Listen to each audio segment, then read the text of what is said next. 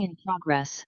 오늘 본문의 말씀을 읽을 때 보더라도 아마 하나님께서 이 로마 복음화를 위해서 준비하신 인물들 브리스가 부부에 관한 얘기가 나왔습니다. 이 브리스가 부부를 만나기 위해서 하나님께서는 먼 시간 전부터 많은 그런 작업들을 하셨죠. 자, 그런 것을 볼 때 우리는 어떻게 하면은 이런 하나님이 원하시는 그 축복 속에 우리가 들어갈 수 있겠는가? 같이 한번 생각해 봐야 되겠습니다. 자, 그렇다면 오늘 서론에서 우리가 먼저 생각해야 될 것이 영적인 세팅부터 하라. 그렇게 간결하게 한 문장으로 우리 같이 일갈해 볼 수 있겠습니다. 영적인 세팅부터 하라. 영적인 세팅을 어떻게 하고 왜 해야 됩니까? 왜 해야 되며 어떻게 해야 됩니까? 왜라는 단어는 사실 이유가 되지는 못하지요. 영적인 세팅을 왜 해야 되느냐? 예수 믿는 사람이 영적인 게 만약에 약하다. 그러면은 어떻게 되겠습니까? 문제 만나면은 그 문제를 만났기 때문에 문제가 되는 것이 아니라 문제 만나도 영적인 세팅이 돼 있고 영적인 힘이 있고 영적인 응답을 받는 사람은 그 문제가 되지 않고 오히려 길이 되죠. 우리가 어저께 하나님의 말씀을 수요예배 때 함께 나누었습니다. 무화과 나무 저주받는 지향받는 그런 비유를 통해서 우리가 생각해 볼 수 있듯이 이 이스라엘 백성들이 7번의 큰 재앙을 만났지만 그것이 상처로만 남는 사람에게는 엄청난 문제거리였습니다. 그러나 문제를 7가지 큰 재앙을 만났음에도 불구하고 복음 깨달은 왜 하나님께서는 그런 재앙을 우리에게 주셨는지 거기에 관한 분명한 깨달음과 이유를 가진 렘넌트들이 일어났을 때는 하나님은 그들을 사용하셔서 세계를 복음하는 그런 축복을 허락해 주셨다. 그리고 어저께 함께 나눈 메시지입니다. 그래서 영적인 세팅부터 하라는 것이죠. 그렇다면 이 영적인 세팅을 어떻게 하면 되겠습니까? 우리가 그 시작을 같이 한번 생각해 봐야 되겠습니다. 우리는 사람을 만나지 않고서는 삶을 살아갈 수가 없죠. 또 우리는 이런저런 여러 가지 크고 작은 일들을 해야만 땅을 살아갈 수 있습니다. 그리고 우리는 어딘가에는 우리의 뿌리를 내리고 살아가고 있습니다. 반드시 우리의 삶에는 사람, 일, 장소 여기에 우리가 묶이거나 혹은 놓여져 있거나 또 뭔가를 하거나 이렇게 하게 되어 있습니다. 그게 우리의 시작이 되려면은 어떻게 해야 되겠습니까? 영적인 세팅부터 하라. 우리가 서론에 그렇게 말씀을 나눴지요. 그럼 영적인 세팅을 하라 그 말은 무슨 말이겠습니까? 응답부터 먼저 받으라는 얘기죠. 응답부터. 우리가 뭔가 일을 하기 이전에 응답부터 먼저 받는 것입니다. 하나님 주시는 새 힘을 우리가 그것부터 먼저 얻는 것입니다. 이게 우리가 불완전하다면 그러면 가는 곳마다 우리는 많은 문제를 만날 수도 있고 어려운 환경을 만날 수도 있고 위기를 만날 수도 있는데 그게 전부 우리에게는 상처가 될 수 있고 또 분쟁거리가 될 수 있고 문제가 될 수 있습니다.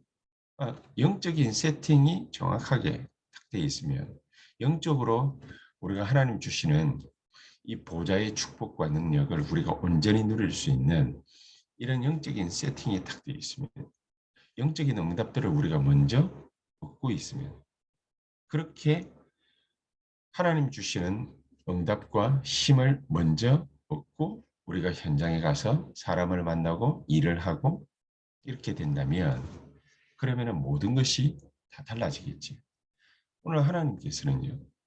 본문의 사도행전 18장 1절에서 4절에 바울과 브리스가 부부를 만나게 하셨는데 하나님의 작업은 먼저 있었습니다. 어디에 먼저 있었습니까? 초대교회 시작할 때 이 브리스가 부부가 상상해 볼 때 틀림없이 그 자리에 초대교회가 성령의 충만함을 얻었던 그 자리에 참여했을 것이라 그렇게 보아지는 것입니다. 이랬던 바울과 브리스가 부부의 만남이 어디까지 이어졌습니까? 로마 복음화로까지 정확하게 이어지는 모습들을 볼 수 있습니다. 그래서 우리는 하나님 주시는 힘부터 먼저 얻어야 되는 것이다. 영적인 세팅부터 먼저 되는 것. 그게 굉장히 중요하죠. 그래서 바울 팀들은 바울과 브리스가는 이 바울과 바나바는 팀을 이루어서 복음 전하러 나가기 전에 1차 세계 선교 여행을 가기 이전에 사도행전 13장 1절에서 4절 성령의 충만함부터 먼저 입었다. 성령의 인도부터 먼저 받았다. 가다가 전도 여행 2차 전도 여행을 가다가 문이 막히니까 사도행전 16장 1절에서 10절에 성령의 인도받기 위해서 몸부림치는 모습을 볼 수 있습니다. 또 로마 복음화하러 가기 이전에 사도행전 19장 1절에서 7절 에베소에 먼저 들러서 거기에서 복음 전가하다가 하기 이전에 제자들과의 만남을 갖게 됩니다. 그 제자들과의 만남 속에 성령의 충만한 그런 역사를 확인하게 됩니다. 이게 이 바울팀의 항상 시작이었습니다. 성령의 충만함을 입고 성령의 인도를 받고 시작하는 것입니다. 쉽게 말해서 성령의 역사로 말미암아 응답부터 먼저 받는 것입니다. 우리가 어디로 가야 될지, 뭐 해야 될지, 누구를 만나야 될지 응답부터 먼저 확실하게 받는 것입니다. 하나님이 주시는 새 힘부터 먼저 얻는 것입니다. 누구 만날지, 어디로 갈지, 뭐 할지 하나님이 분명히 우리에게 응답부터 먼저 해주신다면 영적인 힘이 생기지 않겠습니까? 이런 영적인 세팅부터 먼저 해라. 우리가 만난 많은 문제들, 우리가 만난 많은 인생의 갈등들, 그게 우리에게 상처가 될 수 있고 또 문제가 될 수 있지 않습니까? 그러나 그것은 하나님이 우리에게 무엇을 알려주시고자 하시는 것이냐? 하나님께서 우리에게 말씀하시는 것, 그 음성을 정확하게 우리가 듣게 된다면 이 영적인 힘부터 우리가 얻을 수 있게 되는 것이죠. 자, 이렇게 진행되어진 바울의 전도와 선교 여행이 어떻게 계속 ing 상태로 놓여지느냐? 사도행전 13장 5절에서 12절. 귀신 들린 사람을 만나게 되고 총독에게 복음을 증거하게 됩니다. 그러니까 귀신 들린 사람도 치유하게 되고 총독도 복음받게 되는. 그래서 소위 말하는 세상의 엘리트가 복음받고 서밋으로 변하는 그런 축복을 이 바울팀들이 얻게 되는 것이죠. 자, 이런 일들이 사도행전 16장에도 19장에도 계속해서 이어졌다. 그리고 이후에는 바울은 항상 무엇을 남겼습니까? 사도행전 19장 21절, 23장 11절, 27장 24절. 바울의 목표는 분명했습니다. 미래는 확실하게 알고 있습니다. 어디로 어떻게 나가야 될지. 바로 로마 복음화였고 우리로서는 세계 복음화라는 단어입니다. 이후에 우리가 무엇을 어떻게 해야 될 것이냐. 바울은 항상 후대를 내다보고 우리의 미래지요. 회당에 들어가서 거기에서 제자 찾는, 회당에서 렘넌트를 일으키는 그런 역사를 통해서 로마 복음화를 바울은 항상 준비를 했다. 어떻게 말입니까? 그 시작이 영적인 세팅부터 먼저 항상 하는 것이었습니다. 회당에 들어가기 이전에 현장에서 70인 제자부터 먼저 만나는 것이죠. 그러면 우리가 이 시작을 하나님 주시는 영적인 힘부터, 하나님 주시는 영적인 응답부터 정확하게 먼저 받는 것입니다. 브리스가 부부를 만나서 브리스가 부부를 데리고서 회당으로, 에베소의 12제자를 만나서 그들과 함께 기도하고 성령 충만을 얻어서 회당으로, 그리고 이제 로마 16장의 인물들을 데리고서 어디로 직행하는 것입니까? 로마로. 미래가 분명한 것입니다. 그렇다면 우리는 어떻게 우리의 모든 현장에서 캠프를 할 수 있겠냐? 우리가 전도 캠프를 실제적으로 우리가 어떻게 할 수 있겠냐? 가장 효과적인 곳, 가장 효과적인 데서 먼저 시작을 하는 것이다. 시작을 하는 것이다. 캠프 하는데 가장 효과적인 데가 어디겠습니까? 우리 성도님들이 있는 그 현장부터입니다. 우리 성도님들이 있고 우리 중직자들이 있고 우리 렘넌트들이 있는 현장부터 하나님의 20가지 전략을 가지고서 일으키는 것입니다. 영적인 것부터 먼저 세팅을 하는 것입니다. 그거 하기 위해서 우리 한 사람 한 사람이 말씀으로 편집하는 것입니다. 이 캠프를 어떻게 할 것인지 말씀으로 편집하는 것입니다. 그리고 붙잡힌 하나님의 절대 계획이 보여진 것이 분명하게 말씀 속에서 있다면 그거 언약으로 붙잡고 우리가 기도를 하는 것이죠. 하나씩 하나씩 하나씩 성령의 인도받으면서 설계해 나가는 것입니다. 그리고 우리는 현장을 어떻게 디자인합니까? 이 현장에 가장 적합한 남길 제자 미리 결정하는 것입니다.